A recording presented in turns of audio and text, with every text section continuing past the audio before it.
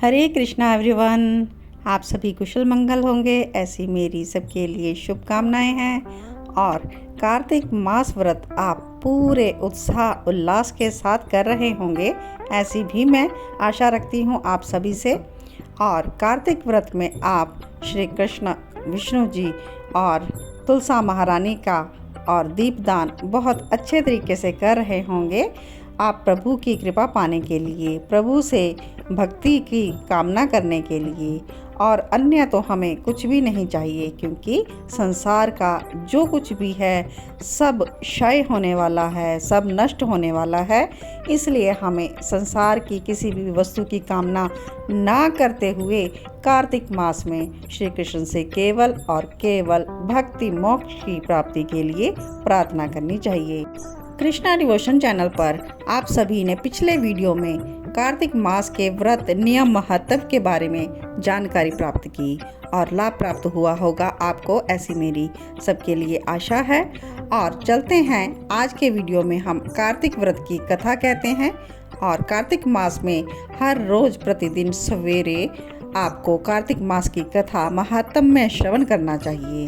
कार्तिक मास की कथा तो आप श्रवण करते ही हैं और कार्तिक का व्रत भी करते हैं, लेकिन कार्तिक व्रत के पुण्य भी हम दान कर सकते हैं, यानी कि पुण्य को हम ट्रांसफ़र कर सकते हैं। पुण्य क्या? कार्तिक व्रत करने से हमें बहुत सा पुण्य प्राप्त होता है, और इस पुण्य को अगर हम किसी को देना चाहें, अपनी फैमिली में से या अपने किसी सगे संबंधी को या किसी भी रिश्तेदार मित्र को, तो हम इसका पुण्य ट्रांसफ़र कर सकते हैं।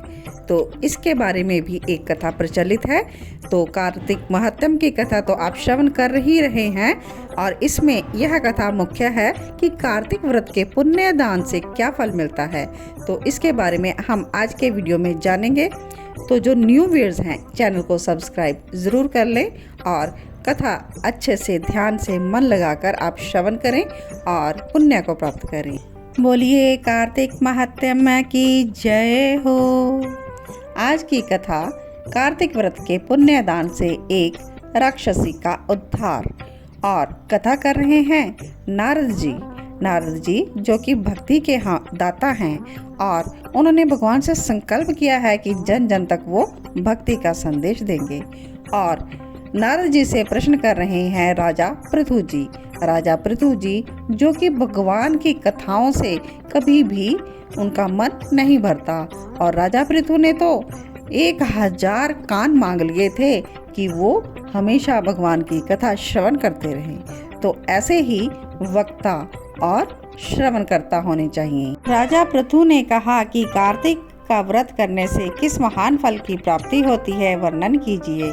नारद जी बोले कि पूर्व काल की बात है, करवीरपुर में धर्मदत्त नाम के एक धर्मज्ञ ब्राह्मण रहते थे, जो भगवान विष्णु का व्रत करने वाले और भली भांति श्री विष्णु पूजन में सर्वदा तत्पर रहने वाले थे, और 12 अक्षर मंत्र का जप किया करते थे। 12 अक्षर मंत्र कौन सा? ओम नमो भगवते वासुदेवाय। इस मंत्र का जप वो करते रहते थे। अतिथियों का सत्कार उन्हें विशेष प्रिय था, और एक दिन कार्तिक मास में श्री हरि के समीप वो जागरण करने के लिए मंदिर की ओर जा ही रहे थे। उस समय एक पहर रात बैठ गई था, यानी कि सुबह का समय। भगवान के पूजन की सामग्री साथ लिए हुए ब्राह्मण ने मार्ग में देखा एक राक्षसी आ रही है। बड़ी ही डरावनी थी। उसकी टेढ़ी मेढ़ी दाढ़ें, लपलपाती हुई जीभ, धसे हुए लाल लाल नेत्र, नगर शरीर और लंबे लंबे ओठ और घर घर शब्द, यही उसका हुलिया था। उसे देखकर ब्राह्मण तो डर गए और भय से कांपने लगे। फिर भी साहस करके उन्होंने पूजा की सामग्री जल राक्षस के ऊपर फेंक दिया। हरिनाम का स्मरण करके तुलसी दल मिश्रित जल से उसको मारा, इसलिए उसका सारा पातक नष्ट हो गया।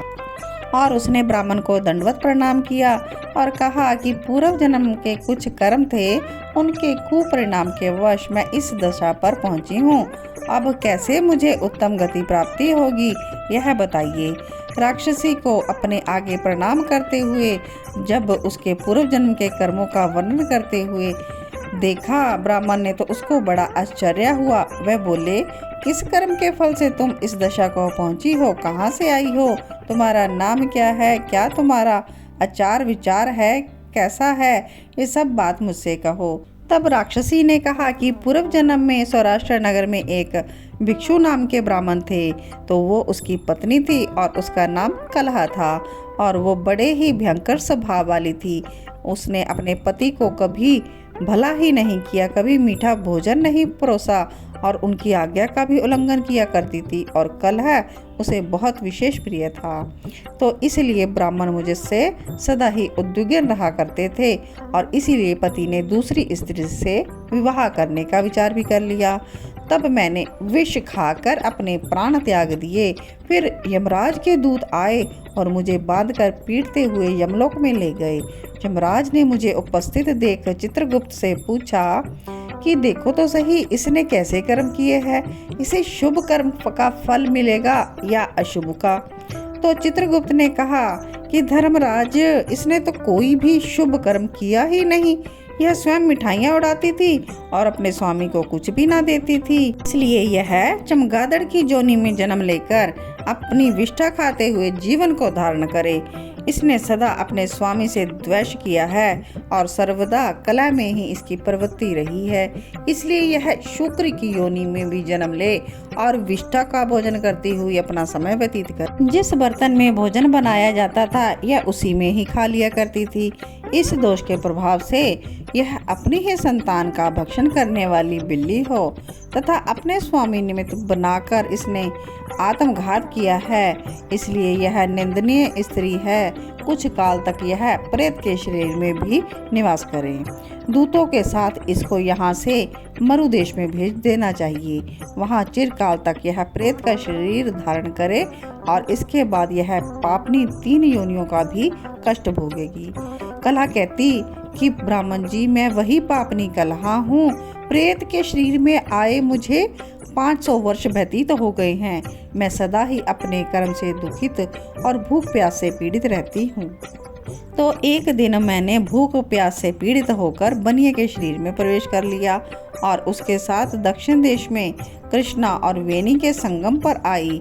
आने जाने ही पर संगम के किनारे खड़ी हुई, त्यों हुई उस बनिए के शरीर से भगवान शिव और विष्णु के पार्षद निकले और उन्होंने मुझे बलपूर्वक दूर भगा दिया।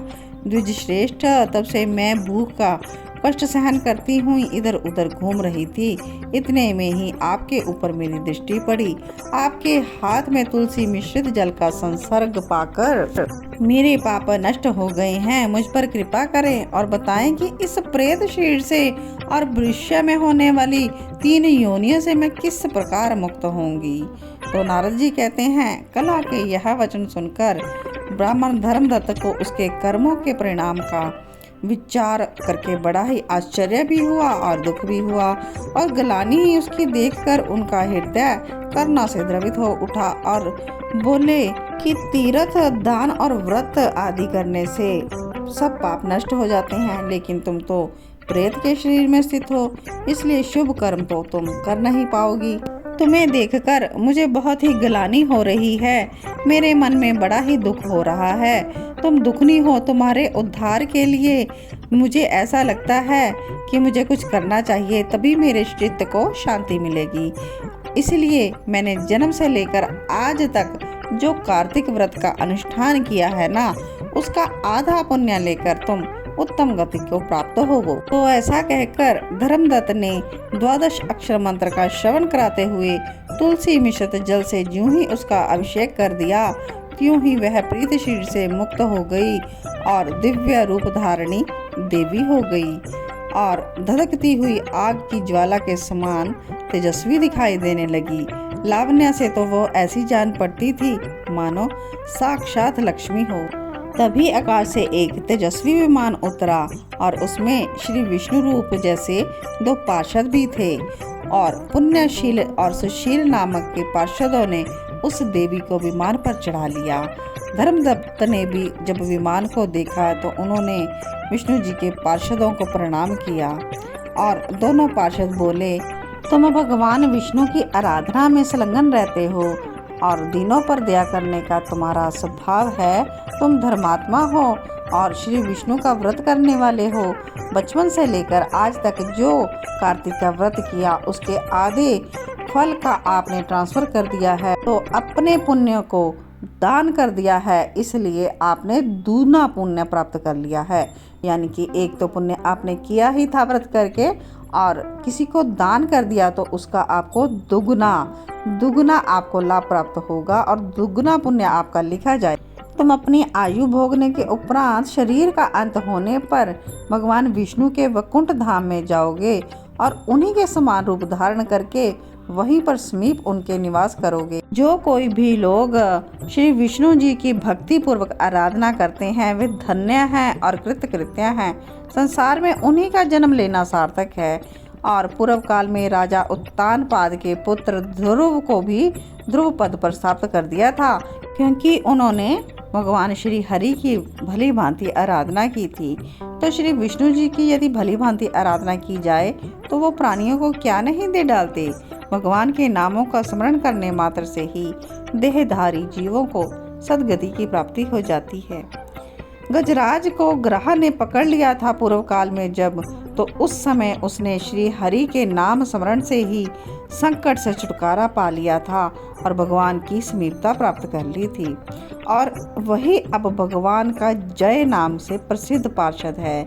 तो इसीलिए हमें सभी को श्री विष्णु जी की भक्ति पूरे भक्तिपूर्वक और श्रद्धापूर्वक करनी चाहिए और श्री हरि से प्रार्थना करनी चाहिए कि वो हमें संसार की किसी भी वस्तु को ना देकर केवल और केवल अपनी प्रेमा भक्ति दें, हमें मोक्ष दें और अपने समीप हमेशा के लिए रखें और हमें इस 84 लाख योनियों के आवागमन के चक्कर से मुक्त कर दें। तो बोलिए श्री कार्तिक महात्म्य की जय हो, श्री विष्णु जी की जय हो, लक्ष्मी नारायण भगवान की जय हो।